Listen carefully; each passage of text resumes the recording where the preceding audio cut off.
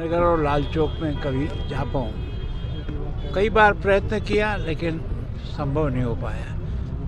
मैं उससे भी जुड़ा हूँ जो मुरली मनोहर जोशी जी ने इसी लाल चौक में तिरंगा फहराने के लिए एक कन्याकुमारी से यात्रा प्रारंभ की और देश के सब लोगों को यहाँ आने के लिए आह्वान। मैं भी उस यात्रा में था, लेकिन हम लोग यहाँ तक नहीं पहुँच पाए। रास्ते में ही एक तरह से रोक लिया गया, केवल और केवल कुछ लोगों को, जिसमें मुरली मनोहर जी स्वयं उसका संचालन कर रहे थे और आज के जो प्रधानमंत्री हैं उस यात्रा के संयोजक थे नरेंद्र मोदी जी। तो उस समय से हमारे मन की इच्छा थी कि कभी न कभी हम लाल चौक जरूर जाएं, लेकिन पिछले कई वर्षों से अनुभव भी आया, आसानी से आ जा सकते थे, लेकिन समय के अभाव कारण से नहीं आ पाए। लेकिन अभी मैं पंजाब में राज्यपाल हूँ, नज़दीक भी आ गया हूँ और सामान्यतः मेरी इच्छा भी थी, तो केवल 2-3 दिन घूमने के हिसाब से भी और इस पवित्र स्थान को भी देखने का मुझे मौका मिले, जहाँ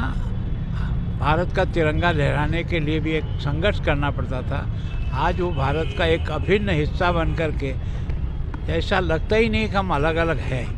ऐसी स्थिति में यहाँ इस तिरंगे का जो मान और सम्मान बढ़ा है, उसके कारण से सारा देश बहुत प्रसन्न है। सर, तब की सिचुएशन और आज की सिचुएशन में कैसे आप डिफरेंशिएट करेंगे? देखो, निश्चित रूप से पहले जितना इजीली व्यक्ति यहाँ तक नहीं पहुँच पाता था, आज की तारीख में बहुत आसानी से मैं सोचता हूँ कि हिंदुस्तान के जो टूरिस्ट के स्पॉट हैं उनमें से श्रीनगर भी एक टॉप के स्थान पर, जम्मू कश्मीर भी पहुँच गया है। तो वास्तव में यह जो टूरिस्ट का आगमन हुआ वो एक तरह से दिलों का मिलान होना शुरू हुआ, तो एक अच्छा वातावरण बना है और टूरिस्ट भी काफ़ी बड़ी संख्या में, यहाँ का जो धंधा है उसको बढ़ाने में भी देश का बहुत बड़ा योगदान मिला है।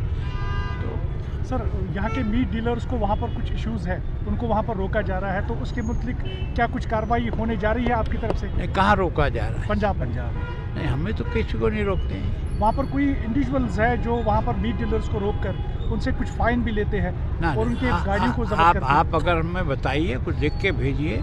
निश्चित रूप से पंजाब के राज्यपाल के नाते मेरा दायित्व है और चंडीगढ़ के प्रशासन के नाते दायित्व है। उनके हर वाजिब हक के लिए हम उनके साथ खड़े हैं। तो आप उसमें थोड़ा सा कंसर्न दिखाइएगा सर। निश्चित रूप से, अगर वो हमें कुछ बताएंगे, हमें कभी भी आके बताएं, मेरा दरवाज़ा खुला है। कोई भी व्यक्ति आकर के अपनी समस्या बता सकता है, मैं उसको हल करने का प्रयास करूँगा। बहुत शुक्रिया, थैंक यू।